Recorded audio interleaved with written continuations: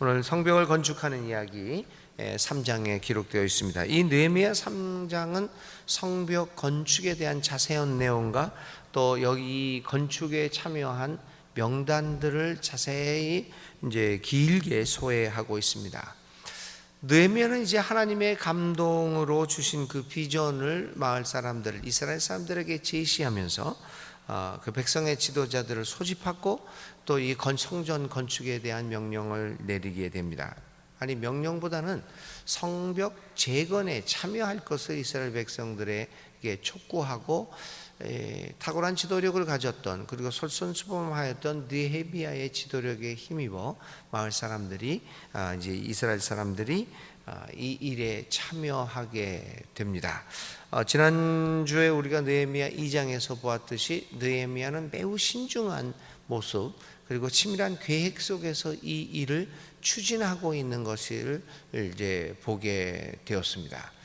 그래서 아주 치밀하고 신중하고 진지한 느헤미야의 모습 속에서 오늘 우리들이 기독교 신자들이 가져야 할 믿는 이들이 세상의 리더로서의 삶을 어떻게 살아가야 될까라고 하는 것들을 우리들이 또 생각을 해 보았습니다. 자, 이러한 탁월한 지도력에 힘입어 백성들이 이 성전 건축에 하나둘 참여하게 되었던 것이 이제 느헤미야 3장에 있는 기록의 내용입니다.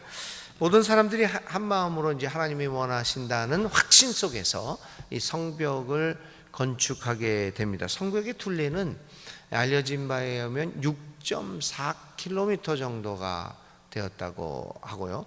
성벽의 두께는 한 1m 정도, 상당히 두꺼운 벽이었다라고 봅니다. 그리고 높이는 5m 정도에 달했다고 합니다. 5m니까 한 2층, 3층 정도가 되겠죠. 3층이 안 돼요. 한 2층 정도, 뭐 이렇게 되겠습니다. 이렇게 이제 그 길이가 둘레가 6.4km, 이 성벽의 두께가 1m, 높이가 5m 되는 상당히 큰 성벽을 이 기록에 의하면 느헤미야는 이 백성들과 함께 52일 만에 완성하게 됩니다. 자, 이러한 그 놀라운 일들을 한 느헤미야의 성벽 재건의 기록인 3장에 나타난 몇 가지 어떻게 이렇게 이런 일들이 이루어졌는가라고 하는 원리들에 대해서 잠깐만 생각해 보려고 합니다. 무엇보다도 먼저 3장 1절은 제사장들이 양문의 건축에 앞장섰다라고 하는 것들을 보이게 됩니다. 이 양문이라고 하는 것은 글자 그대로 양문입니다. 양들이 드나드는 문이다. 뭐 여기 어문이라는 그 말도 있죠. 3절에 어문. 그럼 뭐 생선들을 거기에서 취급했다고 그래서 어문이라고 이렇게 그랬습니다. 이 문들이 그 당시에 그 문들의 기능들을 이렇게 얘기하고 있죠. 재미있는 게 하나 있는데 14절에는 무슨 문이라고 그랬죠? 분문이라고 그랬습니다. 이게 아주 부드럽게 한자를 써서 분이라는 단어를 썼죠. 배설물이죠. 배설물들이 나가는, 쓰레기들이 나가는 문, 이렇게 해서 각각 문들이 그 기능을 이제 달리하고 있습니다. 이 양문이라고 하는 것은 제사에 쓰이는 양들이 드나드는 문, 그 문을 통해서 양들이 들어가서 이제 그 양이 제물에 드리는 그런 기능으로 사용했기 때문에 양문이라고 그랬습니다. 우리 교회 이름 중에서도 양문 교회 참 많은데요. 그렇게 그 문을 통해서 하나님 앞에 바쳐지는 제물이 되겠다, 뭐 이제 그런 뜻으로 아마 양문이라는 이름을 교회 이름으로 썼던 것이죠.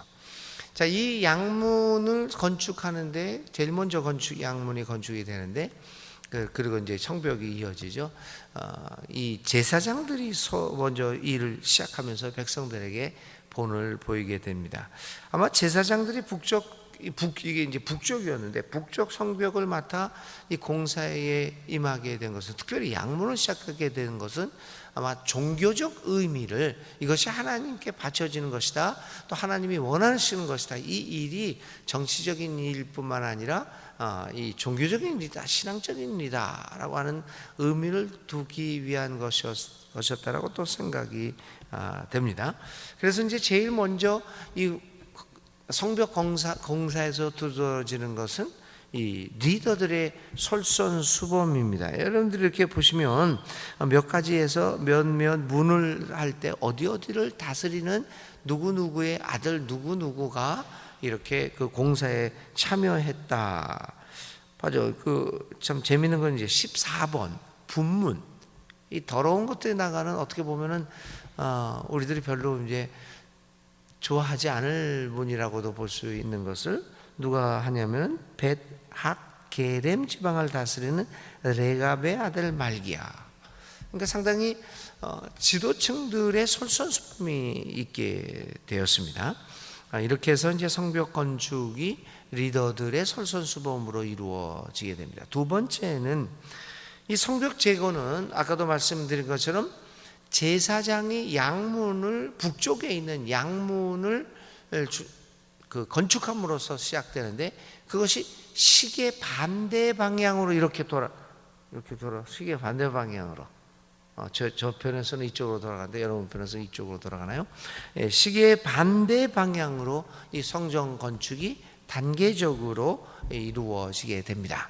근데 여기서 이렇게 나타나는 것은, 그래서 3장은 성벽 이 재건을 하는 사업에 동참한 사람들의 명단과 그들이 맡은 관할 구역을 자세하게 소개하고 있습니다. 느헤미야는 그 집안별로 작업량과 장소를 할당하여서 그 일을 감당하게 했습니다. 역할 분담들을 분명하게 해서 거기에서 각자의 몫을 감당하도록 조치를 했습니다. 어떻게 보면 굉장히 오늘 우리들이 하고 있는 것과 이제 비슷한 양상이라고 볼 수 있습니다.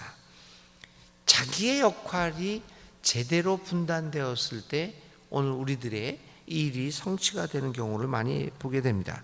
예루살렘 성을 다시 세운 것, 성벽을 다시 세운 것은 크고 힘든 일이었지만 각 사람이 자기의 몫을 감당하였을 때 그 일이 가능했던 것입니다. 한 사람이 자기에게 맡겨진 일들을 잘 감당하고 그 다음 사람이 그 다음 부분을 잘 감당하면 결국 전체가 이루어진다고 하는 것을 보게 됩니다. 우리 3장에 보면 이 건축 부분이 모두 42개의 부분으로 나눠지게 됩니다. 여러분 여기 단어가 무슨 단어가 많이 나오냐면 그 다음은 뭐 이런 것들이 나옵니다. 그걸 하나씩 찾아보시고 줄을 그으면서 읽어보시면 예를 들면 8절 같은 경우에는 그 다음이 2번 나오죠. 그 다음은 금장색, 그 다음은 향품, 뭐 이렇게 해가지고 그걸 자세히 보면 42개의 부분으로 나누어서 역할들을 감당하게 만들었습니다. 그래서 이제 예루살렘 그것을 이 느헤미야 3장은 자세하게 기록되고 있습니다. 각자의 맡은 바 책임을 다하는 것, 또 그것뿐만 아닙니다. 자기의 맡은 바 책임을 다할 뿐만 아니라 다른 사람들의 맡은 몫에 대해서 너무 일일이 간섭하거나 마치 자기가 모든 것을 하는 것처럼 다 도맡아 하는 이 문제도 이것도 우리들이 삼가해야 될 문제입니다. 우리 병 중에서 그런 병이 하나 있대요. 모든 것에 책임을 지는 병도 있습니다. 그래서 이 나라가 통일이 안 된 것도 내 탓이요. 이 나라가 경제가 예를 들면은 경제가 불경기에 들어선 것도 내 탓이요. 엊그제 잠원동에서 이 건물이 무너져 가지고는 지나가던 사람이 깔려 죽었던 그 사건도 내 탓이요. 모든 분야에서 자기가 모든 것을 해야만 직성이 풀리는 그러한 것들도 문제입니다. 또 자기의 몫도 담당하지 않는 것도 문제이지만 말입니다. 오늘 느헤미야 3장에서는 이렇게 정확하게 42개의 부분으로 나누어서 모두 38가문이 이 작업에 참여하게 됩니다. 골고루 자기의 역할을 감당함으로써 오늘 이 일들이 이루어졌음을 다시 한번 오늘 우리들이 생각해 보면서 오늘 교회의 일과 하나님의 나라의 일을 하는 데 있어서 우리가 맡은 부분들이 어떤 것들이 있을까라고 하는 것들을 잘 생각하며 교회를 섬기고 하나님의 나라의 사역을 할 수 있는 우리들이 되었으면 좋겠습니다. 세 번째는 마지막으로는 공동 참여입니다. 그러니까 리더들의 설선수범과 역할 분담이 잘 이루어졌고, 그러나 모든 사람들이 참여하는 공동 참여를 통해서 오늘 느헤미야 3장에서는 성벽 건축이 완벽하게 이루어지게 됩니다. 모든 사람 대제사장 가문으로부터 시작하여 평민에 이르기까지 각각 한 부분씩을 담당하여 예루살렘 성벽을 잘 재건하게 되었던 것입니다.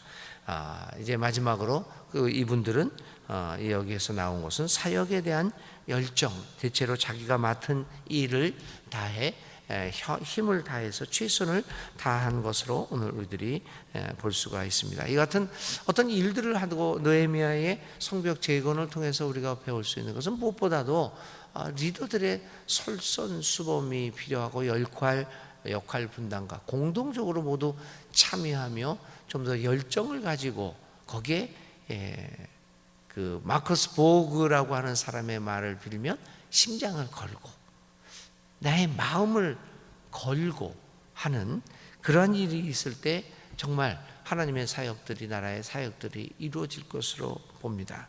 우리가 어떤 직분을 맡든지 정말 우리의 심장을 걸고 열정적으로 일하게 될 때, 마지못해 일하는 것이 아니라 정말 마음을 다해 일하게 될 때 오늘 하나님의 일들을 감당할 수 있을 것이라고 봅니다. 오늘 느헤미야 3장에서 이 같은 몇 가지 교훈들을 생각해 보며 오늘 우리들이 참여하고 있는 교회의 일과 하나님 나라의 사역과 또 여러분들이 하고 있는 여러 가지 직장 일들, 이러한 것들을 우리의 개인적인 삶까지 포함해서 오늘 우리들이 어떤 자세로 살아가야 하겠는가라고 하는 것들을 느헤미야 3장을 통해서 이렇게 그 다음은 하면서 여러 참여자들의 명단을 읽어가면서 오늘 우리들의 삶과 대비해 볼 수 있으면 좋겠습니다.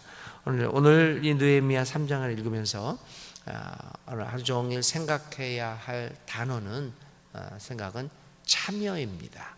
우리가 어떻게 참여할까? 어떻게 하나님의 나라의 사역에 참여할 수 있을까? 이 참여라고 하는 단어를 가지고 하나님 앞에 오늘 하루 묵상하시면서 기도할 수 있기를 바랍니다. 오늘의 기도 드립니다.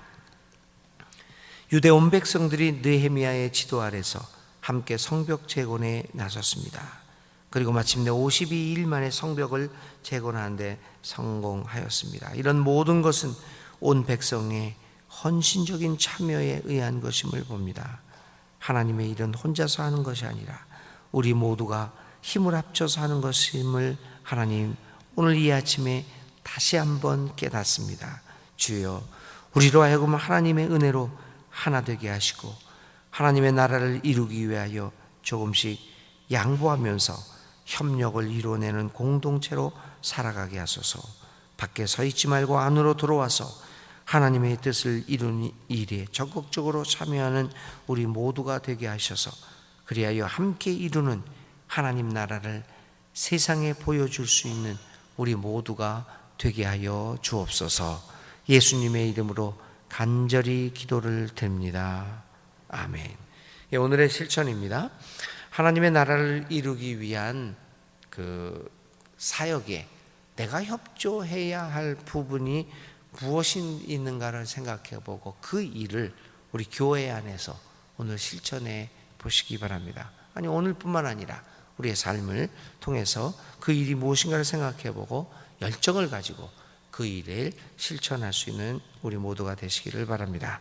주님 가르쳐 주신 기도 드리겠습니다. 하늘에 계신 우리 아버지, 아버지의 이름을 거룩하게 하시며 아버지의 나라가 오게 하시며 아버지의 뜻이 하늘에서와 같이 이 땅에서도 이루어지게 하소서. 오늘 우리에게 일용할 양식을 주시고 우리가 우리에게 잘못한 사람을 용서하여 준 것 같이 우리 죄를 용서하여 주시고 우리를 시험에 빠지지 않게 하시고 악에서 구하소서. 나라와 권능과 영광이 영원히 아버지의 것입니다. 아멘. 이제 하나님 앞에 또 각자의 기도의 제목을 가지고 간절히 기도하십시다. 주님이 우리와 함께 하십니다.